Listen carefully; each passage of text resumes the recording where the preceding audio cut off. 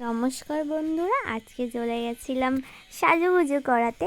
আর আমি না সাজুগুজু করাতে পারি না, মানে যেটুকু পারি সেইটুকুই আমার কাকিরা বলেছে আমাকে যে তুই আমাদের সাজিয়ে দিবি। তো যাই হোক, তো এখানে দেখো, এটা হচ্ছে আমার কবিতা কাকি, মানে আমার ইমন বুনুর মা। ইমনকে তো তোমরা সবাই আমার ভিডিওতে দেখেইছো। তো কাকিকে দেখো অনেক দিন পর সাজালাম। সেই বুনু হওয়ার আগে কাকিকে খুব সাজাতাম, তো আবার বুনু হওয়ার পরে কাকিরা সাজারই টাইম হয় না, বুনুর পিছনে দৌড়াতে দৌড়াতে।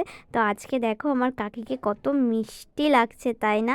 মানে আমি পারি না, কিন্তু আমার কাছে তো আজকে আমার কাকিকে খুবই মিষ্টি লাগছে। তোমরাও বলো কীরকম হয়েছে।